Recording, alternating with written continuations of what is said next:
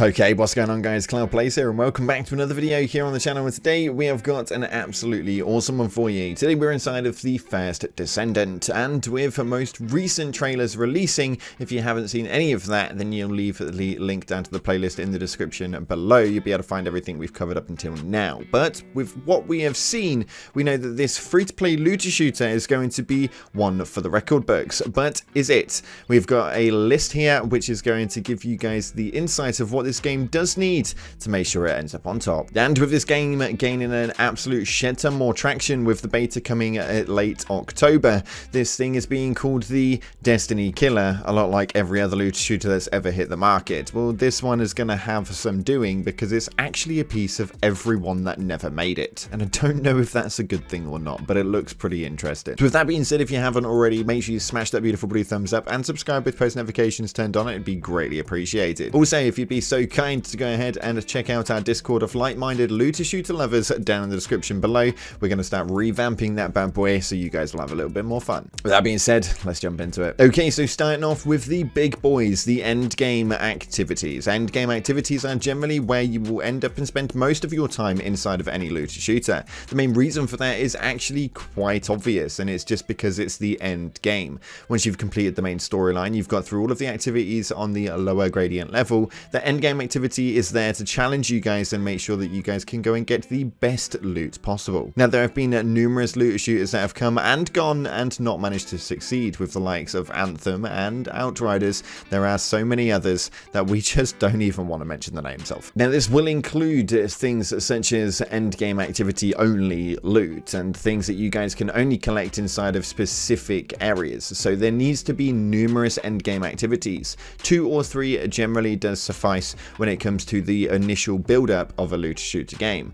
And what these 2 or 3 individual looter shooter endgame activities actually need is their own bloody loot that you can only get from those activities. What this does do is it gives you guys a reason to be in there. It gives you guys a reason to want to grind out for the top end loot and find exactly what you need within that god roll movement. And while we're talking about loot, there is no end of it inside of a looter shooter, hence the name. But loot generally can come few and far. Now, obviously, we have already had the news that the characters inside of this game are going to be pre-made and you're not going to be able to design your own character. We're starting off with 10 individual characters, and if you don't know anything about those, again, it's in the playlist. Go and check it out. But each one of these characters will need their own individual loot pool, as well as a universal loot pool, which will work across numerous different characters. This is pretty much the key highlight for any sort of looter shooter that needs to work well. And this needs to be segregated across the end game activities as well. So not only is the base loot pool going to have individual pieces for specific classes,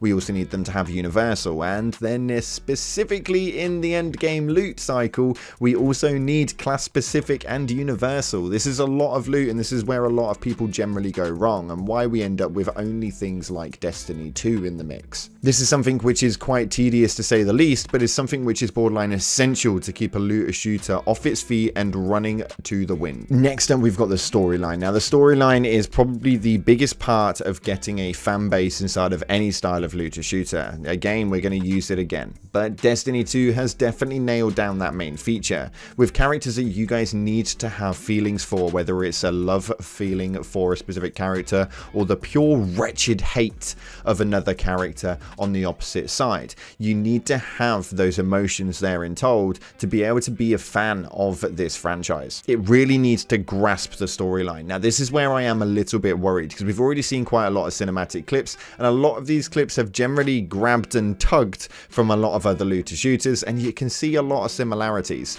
This does kind of mean that it kind of takes away the individuality of said looter shooter. The storyline can hopefully just work on its own, and hopefully they haven't grabbed anything out of any of the games themselves, and we can experience the first Descendants story for a first time, and hopefully many times to come. It does look good, but it just has to be rich in personality. It needs to be rich in personality. And we've left this one until this point because I know a lot of people are generally going to get a bit concerned by this factor, but microtransactions. Now, don't leave the video just yet. Please do hear me out because I do have a solid point with this one. Microtransactions are not a bad thing. Now, obviously, we know this game is free to play, so there is 100% going to be microtransactions inside of this. Now, what we need to see, although they have already mentioned it will not be pay to win, what we definitely need to see inside of this game is no pay to win features. We need no specific weapons that have got specific statistical upgrades that will give you an advantage,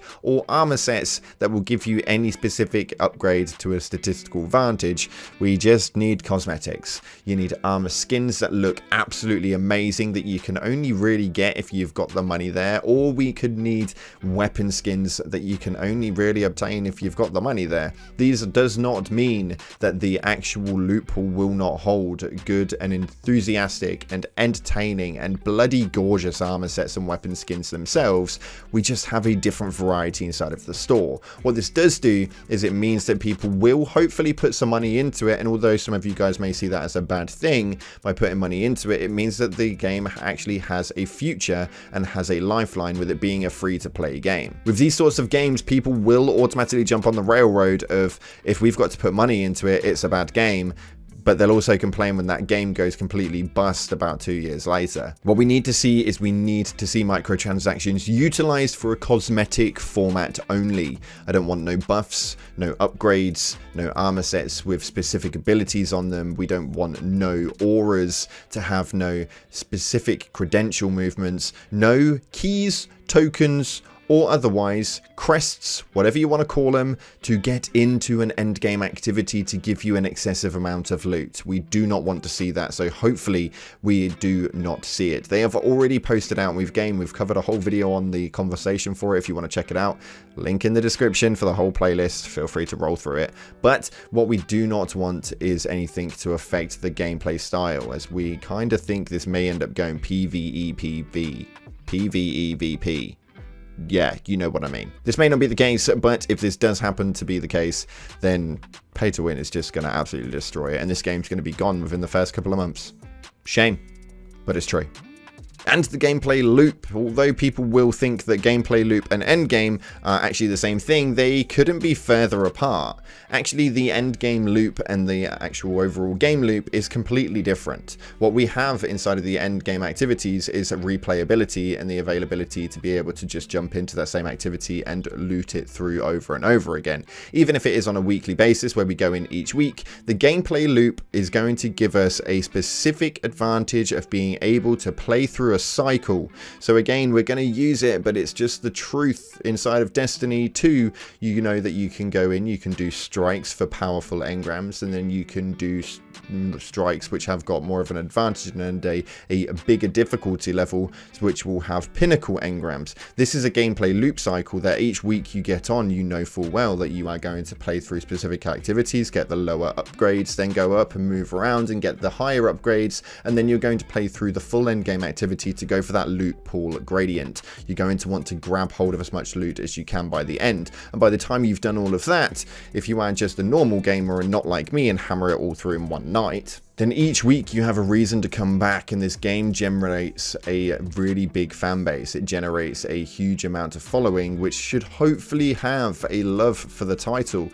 And for me, the first Descendant, or Project Magnum, as you guys may know it as, has definitely got the availability to be probably one of the biggest looter shooters to hit the market in the last 5 years. Now, I know a lot of people will kind of call me out on that one, but it's damn well true, and you know it. With the likes of Tiny Tina being around at the minute, we've got the Division 2, who's rolling into its new season as of maybe tomorrow, I think, at the point of this release. We are literally looking at Destiny 2 being the top dog, and no other looter shooter really coming close other than maybe Warframe, and that's still pretty much a dead game right now. The looter shooter genre is so incy-wincy that all we need is one big game to pop it out of his socket and just blow an absolute gaping hole in the middle of him. Can the first Descendant be that game? You guys tell me. Let me know in the comment section down below. Let's get a discussion going. If you haven't already, smash that beautiful blue thumbs up and subscribe. Post notifications turned on. Thanks again for watching. Appreciate your faces, and as always, I'll see you in the clouds.